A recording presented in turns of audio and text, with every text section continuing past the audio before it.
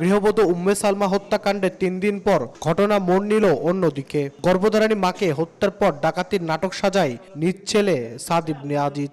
সংবাদ সম্মেলনে র‍্যাব জানায়, রোববার দুপুরে মাদ্রাসা থেকে দুপচাচিয়া জয়পুরপাড়া এলাকার নিজ বাসায় আসে সাদ ইবনে আজিজ। প্রেম ও হাত খরচের টাকা নিয়ে তর্কের এক পর্যায়ে মা উম্মে সালমার সঙ্গে তার ধস্তাধস্তি হয়। পরে বটি দিয়ে কুপিয়ে হত্যা করে লাশ ডিপ ফ্রিজে রেখে দেয় সাদ। সোমবার রাতে কাহালু এলাকা থেকে গ্রেপ্তারের পর হত্যাকাণ্ডের বিষয়টি স্বীকার করে সে। হত্যাকাণ্ডের কারণ হিসেবে সে বলে তার একটি প্রেম ঘটিত সম্পর্ক ছিল এবং তার যেই উঠতি বয়স, তার কিছু হাত খরচের বিষয় ছিল এবং আমরা টেকনোলজির মাধ্যমেও কিছু জানতে পেরেছি তার কিছু ট্রানজ্যাকশনের বিষয় ছিল, টাকা পয়সা লেনদেন ছিল।